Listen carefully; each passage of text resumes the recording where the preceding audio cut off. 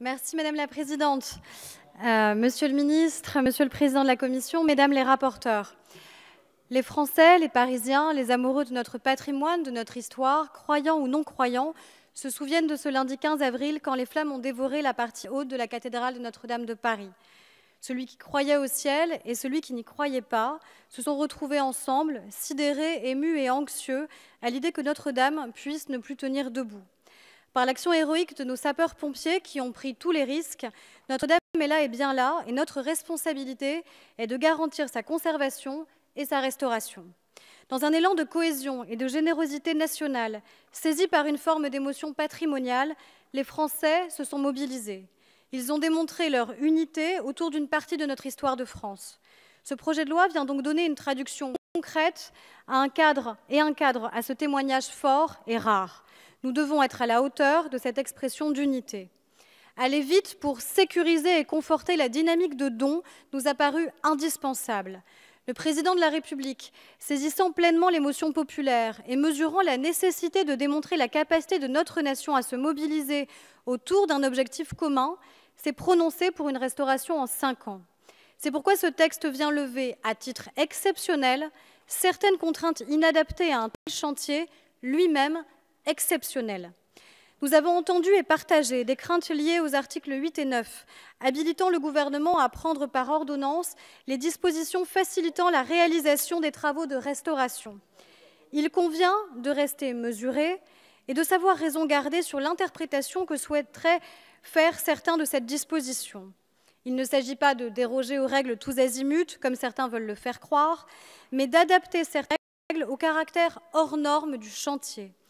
Nous saluons l'engagement pris par le ministre de réécrire cette disposition pour qu'elle soit plus encadrée. Le champ d'application de l'article 9 sera ainsi précisé, notamment sur la question de la publicité. Notre groupe souhaite aller plus loin, vous le savez, Monsieur le ministre, notamment sur le respect des normes environnementales et a posé un sous-amendement en ce sens. Un tel chantier est exceptionnel, les adaptations doivent l'être également. Dans le cadre de nos travaux, pour respecter la volonté des donateurs, nous avons estimé nécessaire d'appuyer le travail du comité de contrôle en renforçant certains aspects du texte en matière de transparence. Nous avons créé un comité scientifique indépendant qui sera chargé d'émettre des recommandations et de formuler des propositions concernant les travaux. Un rapport annuel garantira la transparence en présentant un point sur l'utilisation faite des dons. Il présentera annuellement la part et le montant des dons et versements effectués au titre de la souscription nationale.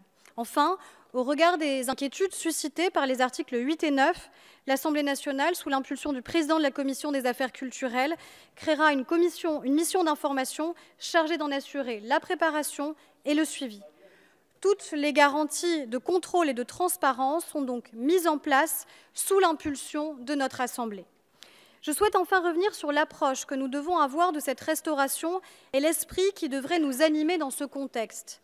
Nous ne sommes pas ici des architectes, mais bien des législateurs. Il ne nous appartient pas de dire quel projet architectural mérite d'être retenu. Ceux qui aujourd'hui posent amendement sur amendement pour exiger une reconstruction à l'identique ou dans le dernier aspect visuel connu avant le sinistre de la flèche de notre cathédrale pourraient utilement lire ce que disait son architecte, Viollet-le-Duc. Je cite « Restaurer un édifice, ce n'est pas l'entretenir, le réparer ou le refaire, c'est le rétablir dans un état complet qui peut n'avoir jamais existé à un moment donné. » C'est ainsi qu'il procédait à Notre-Dame de Paris, des statues des portails jusqu'à la flèche, en passant par les statues de la Galerie des Rois, la balustrade de la Galerie de la Vierge et les chimères des tours, presque toute l'ornementation de la cathédrale fut refaite par le menu.